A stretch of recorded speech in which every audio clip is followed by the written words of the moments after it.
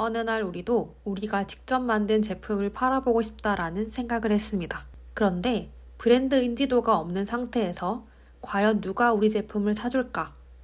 그래서 바로 선택하게 된 게 크라우드 펀딩 플랫폼 텀블벅입니다. 그래서 어떻게 되었을까요? 짜잔! 0에서 시작한 텀블벅 펀딩 기획부터 상세 페이지 제작 꿀팁까지 모두 다 알려드릴게요. 안녕하세요, 프레이머스입니다. 일반적으로 내 브랜드의 제품을 판매하는 과정을 간단하게 말하면 첫 번째, 펜을 만든다. 두 번째, 제품을 만든다. 세 번째, 마케팅을 해서 판매를 한다. 요즘은 이렇게 많이들 판매를 시작합니다. 하지만 이 첫 번째, 당장 나만의 브랜드 찐펜이 없을 때는 제품을 판매할 수 없을까요? 아닙니다. 일단 저는 처음 팔아보는 그 경험을 무조건 해봐야 한다고 생각합니다. 그래서 저희도 텀블벅에서 처음 제품을 판매하고 펜을 모으기 시작했습니다. 이후 여러 번의 펀딩을 통해서 펀딩을 하고 싶어하는 많은 분들에게 노하우를 알려드리기 시작했습니다. 그 중에 많은 질문이 나왔던 4가지를 알려드릴게요. 일단 내가 어떤 제품을 만들지부터 생각하시면 좋습니다. 한국의 크라우드 펀딩 플랫폼 중에 유명한 곳이 2군데가 있죠. 와디즈와 텀블벅입니다. 일단 개인적으로 처음 시작하는 분들은 무조건 텀블벅부터 도전을 하는 게 좋다고 생각합니다. 쉽게 말해서 와디즈는 상세 페이지 심사 통과 기준이 굉장히 까다롭기 때문에 처음 제작할 때는 심사 통과가 안 될 확률이 높습니다. 반대로 텀블벅은 상대적으로 심사 기준이 낮고 소규모의 펀딩 제품이 많이 들어오기 때문에 펀딩이 처음이라면 텀블벅을 추천드릴게요.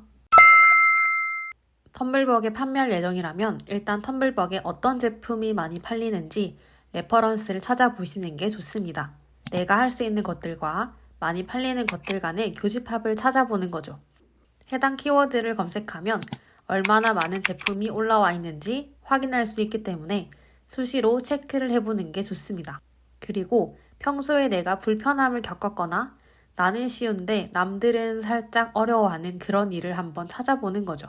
저는 평소에 노션을 많이 쓰는 사람으로서 노션 템플릿을 만드는 게 하나도 어렵지 않았거든요. 그래서 텀블벅에서 노션 템플릿을 판매해 보기도 했습니다. 디자이너 출신이다 보니까 단순한 노션 템플릿보다는 조금 더 감각적인 디자인으로 만들었죠. 그리고 평소에 기록하는 걸 좋아해서 기록에 관련된 템플릿 컨셉으로 제작해 보았습니다. 이렇게 새로운 것을 아예 창조하는 것보다는 2가지 이상을 조합하는 제품을 만드는 게 좋습니다. 어떤 제품을 판매해야 할지 모르겠다면 자본금이 따로 들지 않는 디지털 제품을 먼저 판매해 보는 것이 좋습니다. 처음에 너무 많은 리스크를 안게 되면 다시 판매를 할 때 부담이 될 수 있기 때문에 처음에는 내가 남들에게 줄 수 있는 것들을 한번 찾아보는 거죠. 생각보다 엄청나지 않아도 됩니다. 직장을 오래 다녔다면 직장 생활 노하우, 엑셀 사용법 등이 있을 수가 있고 기록을 좋아한다면 기록할 수 있는 템플릿이나 다이어리를 제작해 보는 것도 좋습니다. 평소에 자료를 모으는 걸 좋아하는 사람이라면 자료 모음집 또한 제품이 될 수 있습니다. 내 아이디어를 제품으로 만드는 기회를 한번 경험해 보는 걸 추천드립니다. 저는 주로 노션이라는 툴을 활용해서 펀딩 상세 페이지를 기획합니다. 가장 먼저 구조를 짜놓고 그 안을 채우는 형태로 기획을 해야 길을 잃지 않고 완성할 수 있습니다. 먼저 4가지로 나눠서 기획합니다. 컨셉 같은 경우에는 하나의 페르소나라고 생각하면 되는데 남들에게 이렇게 비춰지면 좋겠다 라는 느낌을 작성해주면 됩니다. 예를 들어 이런 거죠. 매일 작심삼일에 그치던 A가 노션을 쓰다 보니 어느새 갓생을 살게 되었다. 그래서 이렇게 갓생을 살게 된 노션 템플릿을 소개해줄게. 이렇게 전체적인 흐름을 한 문장에서 2문장 정도로만 작성해줍니다. 이렇게 컨셉을 정해놔야 어떤 느낌으로 상세 페이지를 구성할지 뼈대가 잡히게 됩니다. 무에서 유를 창조하지 않아도 됩니다. 좋아 보이는 것들을 잘 조합만 하면 됩니다. 나와 비슷한 상품군에서 좋아 보이는 상세 페이지 3개에서 5개 정도를 선정합니다. 그리고 어떤 부분을 보고 선정했는지 코멘트를 달아줍니다. 고객의 입장에서 볼 때 이 부분이 매력적으로 보인다는 것을 알아야 직접 상세 페이지를 작성할 때 많은 도움이 됩니다. 그리고 전체적으로 구조를 다 작성합니다. 이때 구조를 작성한다는 의미는 예를 들어서 이 부분은 타이틀, 이 부분은 후기, 이 부분은 상품에 대한 요약 등 어떤 구조로 상세가 구성되어 있는지 한 두 줄씩 작성해 줍니다. 레퍼런스 삼았던 상세 페이지를 이렇게 구조를 작성하다 보면 비슷한 부분과 강조해야 할 부분이 어느 정도로 보이게 됩니다. 그래서 괜찮은 구조를 조합해서 상세 페이지를 구성할 때 참고할 수 있습니다. 보통 제목을 마지막에 적는 분들도 많은데 저는 가장 먼저 제목을 작성합니다. 그 이유는 제목은 곧 주제라고 생각하기 때문에 제목을 먼저 작성을 해야 전체적인 상세 페이지에 컨셉이 명확하게 잡히게 됩니다. 제목을 미리 작성하지 않으면 상세 페이지에 제목이 없는 키워드를 계속해서 작성해서 넣거나 의미 없는 단어들을 사용해서 주제에 어긋나는 경우가 많기 때문에 무조건 제목부터 완성하고 상세 페이지 기획에 들어가는 걸 추천드립니다. 상세 기획은 두 번째 진행했던 레퍼런스의 구조를 조합해서 그 안의 내용을 채워 넣는 방식으로 진행합니다. 백지에 바로 상세 페이지 기획을 하려고 하면 아무 내용도 생각나지 않을 수 있기 때문에 미리 구조를 작성해 놓고 그 안에 상세한 내용을 작성하면 좋습니다. 상세 페이지 기획을 할 때는 1차적으로 구조에 따라서 길게 작성을 해주고 다음으로 계속 읽으면서 내용을 수정해 나갑니다. 내용을 쭉 읽다가 약간 막히는 부분이 있다면 과감하게 줄이고 의미 없는 미사여구는 빼는 것이 좋습니다. 상세 페이지 기획을 어느 정도 했다면 가장 중요한 디자인입니다. 이 부분은 미리 캔버스를 활용하는 분들도 굉장히 많은데 저는 개인적으로 피그마를 추천드립니다.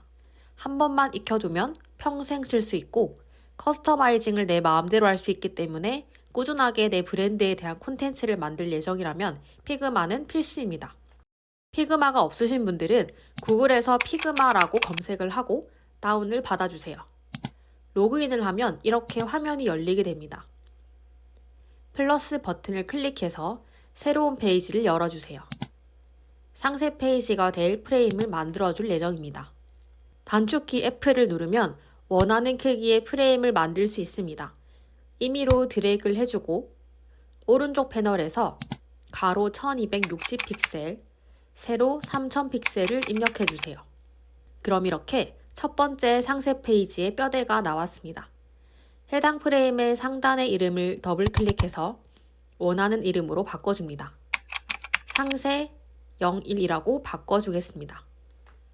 그리고 상세 페이지는 일반적으로 여러 장이 나오기 때문에 미리 프레임을 복사해주는 것이 좋습니다. 복사하는 방식은 만들어 놓은 프레임을 잡고 컨트롤 C 그리고 원하는 위치에 컨트롤 V를 해주면 이렇게 새로운 프레임이 만들어집니다. 4개 정도 만들어 놓고 프레임 상단에 이름을 바꿔줍니다.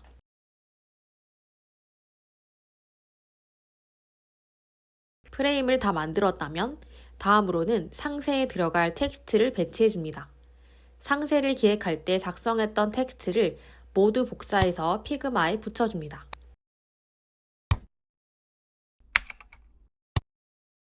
그리고 만들어놨던 상세 페이지들에 텍스트를 넣어줄 겁니다.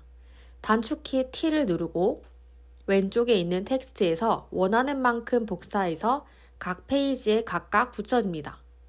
폰트나 크기는 마지막에 바꿀 예정이라 일단 위치만 잡아줍니다.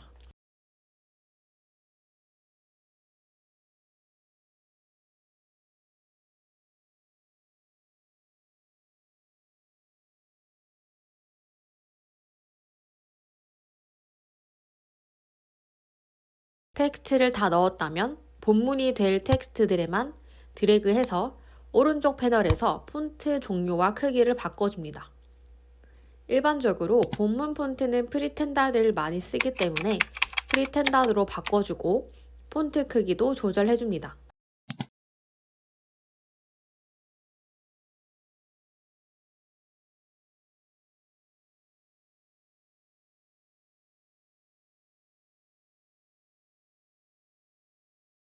그리고 재사용할 폰트는 오른쪽 패널에서 동그라미가 4개 있는 버튼을 클릭해서 본문 폰트 스타일이라고 저장해 줍니다.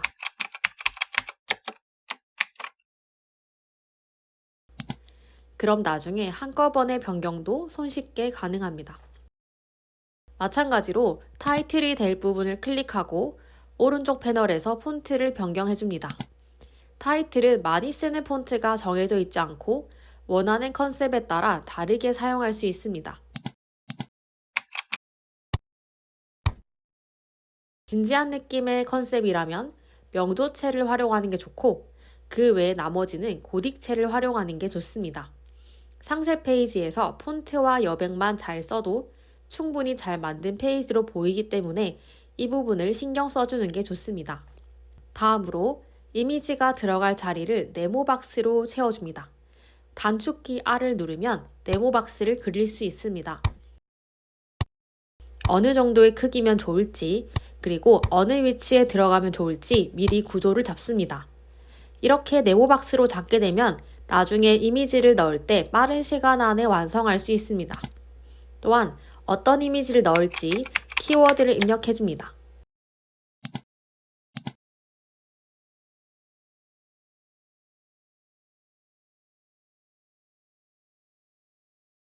해당 키워드로 원하는 이미지를 빠르게 찾을 수 있습니다.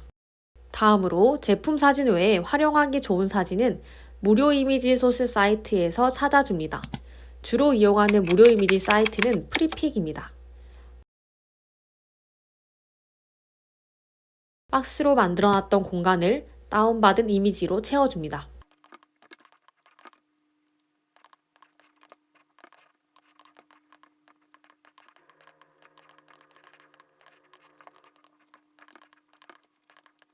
이렇게 이미지를 채워주고 나서 본격적으로 디자인에 들어가면 됩니다. 배경은 단일색으로 해도 좋지만 스크롤을 했을 때 몰입감을 주고 싶을 때는 그라데이션을 넣어주는 게 좋습니다. 배경이 조금 더 채워진 느낌이 나고 빈 공간이 없어 보이기 때문에 저도 자주 활용하는 꿀팁입니다.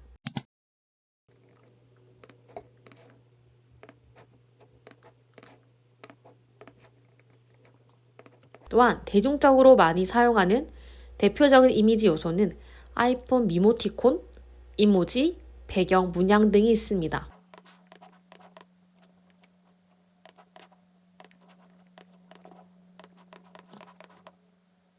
이모티콘이나 이모지 같은 경우에는 리뷰를 작성할 때나 텍스트와 텍스트 사이에 연결 지점에 활용하는 것이 좋습니다.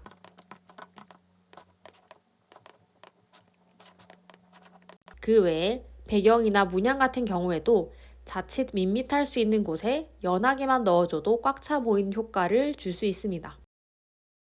이렇게 기본적인 상세 디자인을 완성했다면 이제는 본격적인 펀딩을 시작할 수 있습니다. 모르면 손해보는 펀딩 꿀팁 2가지 알려드릴게요.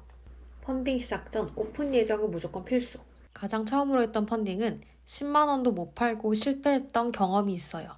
그때는 오픈 예정이라는 걸 아예 몰라서 홍보도 없이 바로 펀딩을 시작해버려서 이런 결과가 나왔답니다. 오픈 예정이란 본 펀딩을 시작하기 전에 미리 알림 신청을 받을 수 있어요. 최대 2주까지 가능하고 이때 알림수가 곧 펀딩의 성공을 좌우하기도 합니다. 그래서 오픈 예정 기간 동안 많은 알림수를 받는 것이 중요합니다. 두 번째, 지속적인 소통. 내가 이렇게 열심히 제작했는데 완판되면 참 좋겠지만 현실은 그렇지 않죠. 일단 만들었다면 지속적으로 알려야 됩니다. 제품을 판매했다면 지속적으로 내 브랜드의 팬을 모으는 것이 중요하겠죠. 제품을 준비하면서 과정을 지속적으로 커뮤니티에 공유하고 내 브랜드로 바로 연결될 수 있는 링크를 달아놓는 것이 중요합니다. 또한 운영하고 있는 채널이 있다면 콘텐츠를 만들어서 메타 광고를 돌릴 수도 있습니다. 어떻게 하면 가장 매력적으로 보일 수 있을지 고민해서 광고 콘텐츠를 만드는 게 중요합니다. 내가 판매하고 있는 제품을 필요로 하는 사람들이 원하는 건 뭔지 끊임없이 고민해 보세요. 만약 내 브랜드 가치와 타겟의 가치가 일치한다면 어떻게든 그들에게 닿기만 하면 판매 전환율이 올라갈 수밖에 없습니다. 마지막으로 프레이머스 또한 나만의 브랜드를 만들고 싶어하는 사람들을 위해 다양한 툴을 알려주는 채널입니다. 평범한 사람들이 나만의 브랜드를 만들어 나갈 수 있도록 좋은 콘텐츠로 찾아뵐게요. 감사합니다.